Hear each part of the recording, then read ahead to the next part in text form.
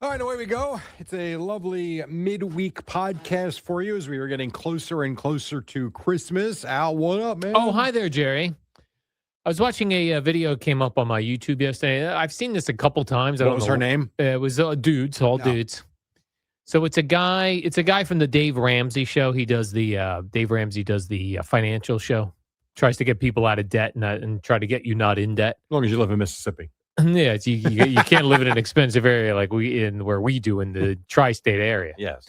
But anyway, there was a guy, one of the guys, and they're based in Nashville. So he's going downtown Nashville. And he was just going up to people asking them what their net worth was. And I found it interesting because, first of all, it was all young people, who don't really have a net worth. Mm-hmm. You wouldn't think, right? And then he was asking them if they knew how to figure out their net worth. And I think people were saying they did because they didn't want to look stupid to a guy with a camera. Mm-hmm. But I don't think a lot of people knew their net worth. Okay. Especially young people. It didn't make sense. If he's walking up to dudes in their 50s, 60s, 40s, something in there. Do you know how you calculate net worth? Tell you what's amazing real quick. Yeah. When you talk about walking up to dudes in their 50s and 60s, it sounds so old. Yeah. Who are those old guys? That's us. Oh, right. Oh, my God. Yeah. Do I know what the calculation is? No, but I would think it's take all your assets minus all your debts, and that's what it is. Yeah, that's exactly what it is. The one thing I didn't know was involved in it until I didn't find this out till yesterday. So you take all of the money you have in the bank. Mm-hmm. Then you minus all of the money you owe. So credit card debt, student loans, all your debts, car loans. Yeah. And then when it comes to your house, if you have a mortgage, you take the difference between what you think your house is worth versus what you owe on it. The equity. Yeah, and then you add that. That always seems weird to me. I feel like your net worth can fluctuate.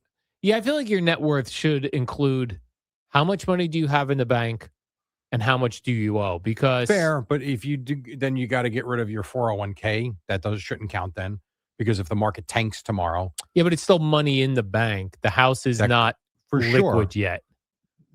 Right, but until you cash out that money, all it is paper. Yeah. It's really no different, quite frankly. If we have a stock market crash like 1929 tomorrow, all that money you have today, a lot of it's gone. The same way if the housing market crashes tomorrow, all that equity in your home is gone. Right. So you're saying today your net worth is one thing. Yeah, it changes every day. Yeah, next week it could be something completely different. And every month it should change if you're paying down debt. Yeah. Your net worth should theoretically increase. I think that is something you probably calculate on an annual basis more so than a weekly or a monthly basis. But yeah, there were a lot of young people that said they had negative net worth, which also makes sense. Well, I would think a lot of them have student loan debts, right? Which I think if you've got $260,000 of student loan debt, it'll take you a long time to climb out of that because there's no equity attached to it. Yeah, even if you let's say you don't even have student loan debt, but you're early on in your career where you're living paycheck to paycheck, right? So everything you're earning is going out. So you're not really saving money. So then you can't really have a positive net worth. Probably not. In a lot of cases, no. That's where the house comes in very handy for a lot of people. The retirement situation comes in handy for a lot of people.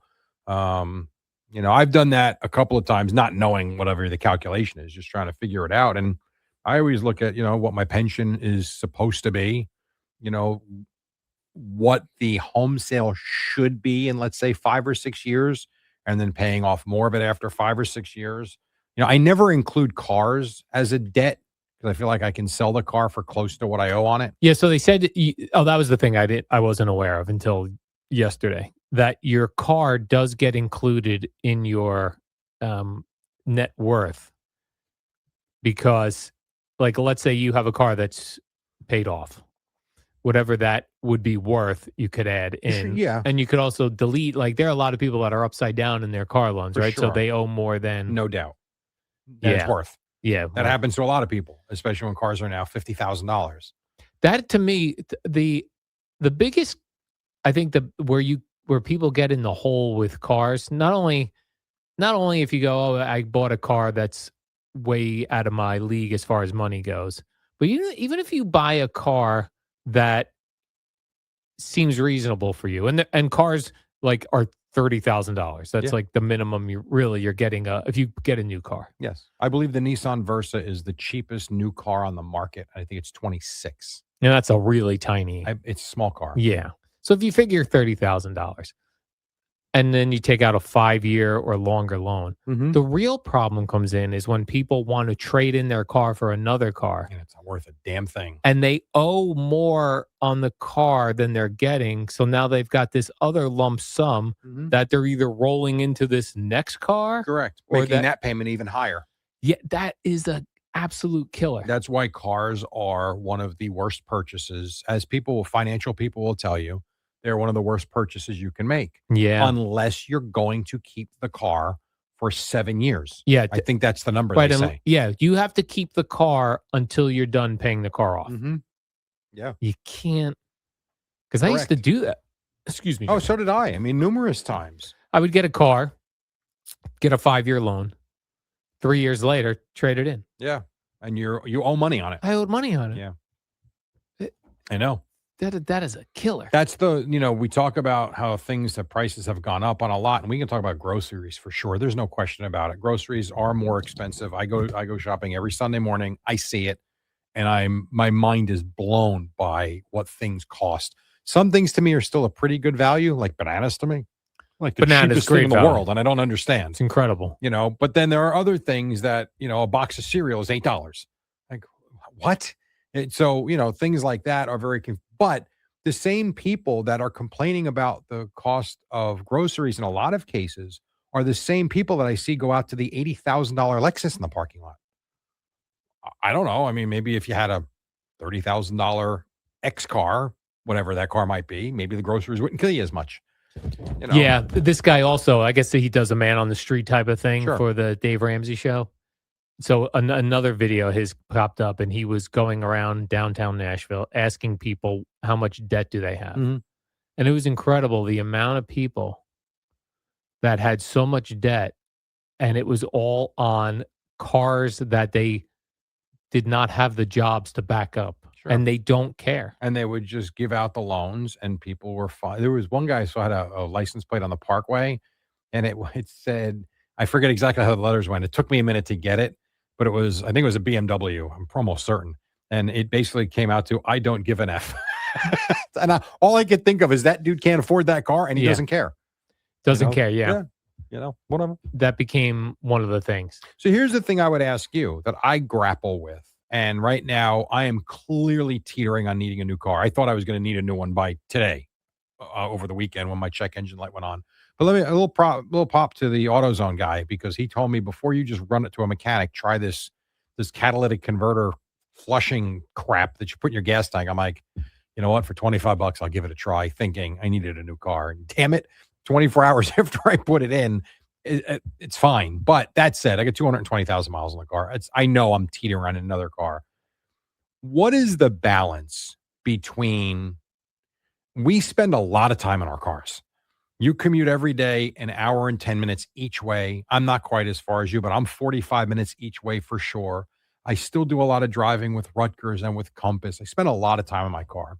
Where is the line of, you spend so much time in it, spend a little extra to get what you want and be comfortable, to what just makes financial sense for point A to point B? Yeah, that is the balance for people. And I heard that a lot from people when he was doing this man on the street thing. Okay. From those people saying, because they'll say how much they owe in a car loan. And he'd say, well, what are you driving? They'd be always BMW, a Mercedes, or this. And then they would all say that. Like, I'm going to, a non-Mercedes or something is going to cost me this much. If I'm already putting that much money out, I'm going to put a little more out and drive what I want to drive. I'm in my car a long time and all this stuff. Yeah. And I guess when you do the math, so here's another question that I would have, or problem, or whatever. So my older son is 21. He's got a car. My wife has a new Chevy Equinox. It's only got like 12,000 miles on it. My car is about to die. And my younger son is turning 16 soon, which means permit, which means at some point, does he have to have a car? No. But we live in the suburbs. We don't live in the city where they can take buses and subways. If they don't have a car, they can't get anywhere. So it was easy when my older son turned easy in terms of finding him a car.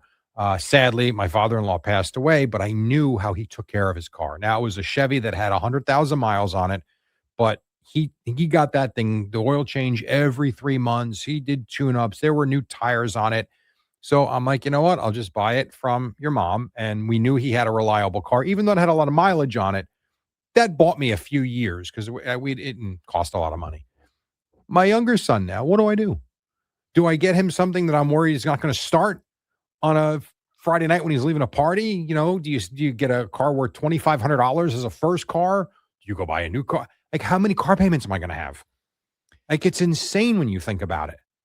Yeah, I feel like to get a reliable car, nothing great, a used reliable Or I'd car. love to know what your number is. I, I think you're. I'm going to say I think the low end is $10,000. Oh, yeah, I think it's a little more than that, but yes, I would agree with that. Like I don't think you could go lower than 10 See, grand. I think it's more like 15, Yeah. only because the more you spend, the lesser miles you're going to get on a car, and it's a little bit newer. So to me, I really don't want to buy a used car that's got more than 60,000 miles on it max, because they always say 120 is like kind of the point where you never know what's going to start happening with a car. So at least you get 50 or 60,000 miles where you hope you're not running it back and forth to the mechanic, because that's a pain in the ass Yeah. too. Yes. So if you want to get a car that, let's say, has 50,000 miles or less on it, I think the number's 15. I don't think you're getting any. And I only say that because, trust me, I spent hours on the computer the other day looking at used cars. What do I do? Do I buy the brand new Ford Maverick and just say the hell with it? Like think those guys were talking about. Do I get a new Prius? Do I get the used car? I don't know what to do, to be quite honest. Yeah, because it's funny if you look at. Sometimes I like to go online and look at used cars just to see Sure. what do they go. Anytime I think like, my car's got 177,000 miles on it. Eventually, I'm going to be Yeah. needing. Let me eyeball what these cars are costing, and you'll sometimes see a car now, something reliable like a Subaru, right? Has a good reputation, but it might have like 150,000 miles on it, 100, and you'll see it's still they're selling for like 12 grand. I'm like, 12 grand. Like, what are you buying? This car should be $2,500. Not anymore. Like if I go to trade, if I went to put without doing any research, if I was selling, I have a Subaru with 177,000 miles on it. If I was to go to put that on the market, $1,000. I probably feel like I'd be like, if I put it out there for 4,000 and I get 2,500, great. But if I go on Kelly Blue Book, that thing might tell me it's worth 10 grand. I'll tell you where to go. Check Carvana. They buy cars at a very good number. Now they're expensive on the resale too. Oh, like to sell your car to Carvana. They come and just take it. It's really easy. And you think they give you a good number, but they clearly have to make money. They will. And they will sell it for a little bit more for sure. And they'll give you a little bit more too if you're buying something from them. Yeah. But their prices, in my experience, and I've used them a couple times now, very fair in terms of what they give you. I know my aunt got $4,000. She had a Ford, I forget the small SUV. She had a Ford Escape maybe, and she literally works in town. So it was 5 or 6 years old, and I'm not even joking. I think it only had 18,000 miles on it. And the dealer, I don't remember what the number was, but the dealer was going to give her X, and it was because it was 6 years old. Carvana looked at the condition of the car from the photographs they sent in and the mileage, and she got $3,800 more. And that thing went right up and was on sale very quickly. Yeah. But they did a really good job. And they come to the house literally like 24 hours later, that thing shows up and gone. And the money's put in your account. It's amazing how quick it is. So it's interesting though. Cars cost a lot of money. Like, and I think because of the inflated price of new cars, it's driven the cost of used cars up because a lot of people can't afford the new ones. There's a bigger market for used cars now. Yeah. It sucks. Yeah, it does suck. It sucks.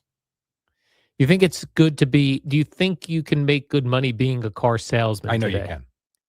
I know firsthand. I know you can. You do. Number one, my brother did it for a little while when he was out of work because his friend runs a place. He makes a fortune. I know another guy that you know as well who makes a fortune running, and I mean a good money. How many cars do you think you need to sell? Well, that's part of it. I mean, you have to, yeah, got to be in a good dealership. Yeah. In terms of being a salesman, Yeah. Like if I want to make $10,000 a month, I don't know those types of what do I numbers. need to, how many cars do I need to be selling? I remember my brother saying his magic number for a month was if he could move 30 cars. Wow. Now, it sounds like he said that sounds like a lot, but there would be Thursday. He said Thursdays, Fridays, and Saturdays where he worked. Um, so sometimes people would be waiting for salespeople. You know, and at the time he was doing it, it was a busier market. You know, on a Saturday, you could sell 4 cars. And then there are days you sit there and you do nothing and you're staring at the computer and they literally will ask you to sweep the floor or something. There ain't no one coming in, ain't nothing to do. But it's like anything, you can sell them in bunches. Hmm. But his number was 30 for the month. If he could Man, sell that's 30. a car a day. Well, that was to have a Damn. big month. Yeah. You know, I think standard for him was like 15 a month. But Hmm. boy, if he could get to that 30 number, he's making a lot of money. I feel like if you could become an expert in one brand of cars, Okay. that's pretty good. Like you're the Subaru guy Sure. and you go work at Subaru, you know everything. Any questions somebody has, you have an answer. Yeah. Yeah. I'd be very cool. Yeah. I would love to do that with Ford or Chevy. Larry David did that on his TV show, Curb Your Enthusiasm, where he played himself, the guy who created Seinfeld Right. and had all this money from that. And he was doing nothing all day long. He goes, I'm going to go sell cars. For real. Yeah. And he went to, and then someone saw him and they're like, You're selling cars now? You need money? He's like, No. He thought he'd be good at selling cars And doesn't want to sit home and didn't want to sit home. and do nothing. Yeah. I love cars. So that I've never given that much thought about selling cars in my next career. I could do that. You know, I think would be an interesting, and this is one of those, you know, buy and sell products is one of those things that is a remember the podcast you were telling me about the OnlyFans girl with the baseball bats and they used to buy and sell all over the world. Yeah. They'd get Sure. used baseball bats, not And they would sell autographed to or anything. overseas. And they'd sell them. Yeah. He'd sell used baseball bats. I love the idea of buying and selling cars. Only a friend of mine has done it for 30 years, and he's a mechanic too. So he would be able to spot a car, maybe at an auction. If you gave him 5 minutes, he would be able to tell. I wouldn't be able to do that, but he said he'd be able to tell if this was a monster repair or a couple of tweaks, and people don't know what they're looking at. But he did. So successful, really did a nice job, and he would always stick to the Toyotas and the Nissans because they sold better, and for whatever reason, people paid more for them. I would love to be an expert in stuff like that. Yeah. That would be fun. And then you just kind of there's auctions all over the place. You cherry pick and you go take a look at cars and you buy them and sell them. Be fun. Trying to think if I'd like to be a car salesman. I would be the type of salesperson that would be very unsuccessful because I'm not going to push you. Yeah, me neither. I'm going to present to you the car. Take a look at it. If the car's not selling itself, I'm not going to sit there and drive. That's why I you think into you'd it. have to pick a car that you yourself believed in, that you purchased, Sure. that you had good experience with. This is why you went with this brand over another. You know, You really believe in the product. yeah. Like I just keep using Subarus just because that's what I drive. Yeah. But I'd be like, this is all-wheel drive. Sure, the Honda's a nice car. This does not have all-wheel drive. You know, you just harken. It sure. snows very No bad doubt. around here. I've had almost every car, as you know, Yes. or at least every brand. I've not had a Subaru, but I've had Toyotas, I've had Fords, I've had Chevys, I had one Honda, I had Jeeps. I'm trying to think what else. I have a lot of cars. Wow. So it's a lot of Volkswagen right now, the GTI. I don't even know if I could rank them, but there's only a couple that I had I'm not going to say which one, but really bad experiences with. I would never want to sell them to anybody. Yeah. And I had 3 different times. No good. And I don't want to say which one. Yeah, it's the thing. You'd have to go pick a car that you really like. Yes. But a lot of them were like, I had a small Ford Escort. Sounds like a goofy car. Back in the day, it was like the grandma's car. Well, they started to make it a little sportier in the late 90s. And that car went for like 190,000 miles. And I did nothing more than change the oil and get like one tune-up and change the tires. That was a great car. The Toyotas I've had, phenomenal. my wife's Expedition was one of the best vehicles we ever had, that Ford Expedition, that I actually regret getting rid of, which we did like 6 months ago. Probably shouldn't have. I should have just fixed it. It was a great vehicle, but it was kind of 120,000 miles, no more sports really. We didn't need it. They screwed that one up. Should have kept that one. Yeah. The car that got away. The car that got away. Yeah. Yes, that is true. Yeah, when I was living in Tampa and making no money doing radio, Saturns were new and it's exciting, and there was no bargaining for the car. The car cost this price, and people loved Saturns. I said, boy, I could probably work at this Saturn of Clearwater and make a good living. Did you try it? No, I didn't try it because I was always in the back of my head like, if they come in and fire me one day, maybe I'll go get a game try plan. I always had a backup game plan. Okay. Now, I didn't tell Saturn of Clearwater that, so I don't know if they would have hired me. They're always looking to hire, though. I would think so. I think there's a ton of turnover in the dealerships. The good ones are good and they stay forever. You think you get benefits if you go work at a car dealership? Yeah. Oh, yeah. If you're full time. Yeah. Yeah, for sure. Hmm. I mean, I don't know everyone, but I know my brother did he was there for a year. This is what I would say to you, Jerry, if you were coming in for a car and I was salesman. What do I need to do to put you in a car today? See, I hate that. That turns me off, which is why there's really only a few people. I told you, there's only a few people I buy cars from now. Yeah. And that is one of the major turnoffs. Yeah. I don't like it when you try to push me towards something I really don't want. Well, what can I do to sweeten the nothing? Yeah. I don't like the car. Unless you're going to pay for it, let me walk out of here without a payment. Nothing. They also say that the salesmen now don't like that if you're going to pay cash for a car. Because they don't make as much money? Yeah, because I guess they make more money on the finance. That's interesting. But back in the day when we were younger, you would get a sweeter deal if you gave them cash. No, that's really interesting you bring that up, because when I got my wife's car, we went in. I like using Chase. And Chase is where we financed her Expedition. And since I had just paid off the Expedition, I'm like, you know what? I'm going to go to Chase because this will be a very easy approval. And it was. And they gave me an amount of money I could spend to where all I had to do was make a phone call and it would be approved. So you say that, I never even gave it a thought. When we went and bought that car, I had told the sales girl that I had this Chase approval. She goes, yeah, but you really should try our banks. We'll get you a better rate. And it was like almost an argument with her. It didn't get to that, but she was really pushing their bank. Yes. And I never even thought she might have got a kickback on that. Yeah. I've heard, on social media and things, many people that they go in to pay cash and they're like, why would you pay cash? Put that money in the bank, just pay monthly. They really want you to. I will tell you, a friend of mine who makes a lot of money investing, that is his belief too. You keep as much cash as you can earning interest and pay off earlier, pay down the debt earlier. So you pay little interest, but try and get your money into higher interest bearing accounts rather than use it on things like cars. Yeah. But it's to each his own. Yep. To each his own. It's all a numbers game. What do you think I should get? What kind of car should I get? I'm trying to get to June. What do you think I get? You mean, when do I think you'll need a new car? No, what kind of car should I get? I do want a 5-speed. That's a problem. It's hard to find. So if I take that out of the equation, where do I go?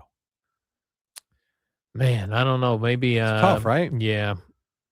Because on one hand, I want something that's going to be 40. I don't want an electric car. I'm not interested. No. But I like the hybrid. I like the idea of 40 miles per gallon. I have to have a relatively small car so we can park the damn thing out here. Mm-hmm. But I might go back to the Prius. But I'm also fit. I also would like something bigger at some point. Yeah. I don't know what to do. I don't know. What will you wind up with, Jerry? If you got suggestions, hit me up on X and let me know what you think. Absolutely, Jerry. Let's do the warm-up program. We'll be back here tomorrow on a Thursday. Until then, see ya.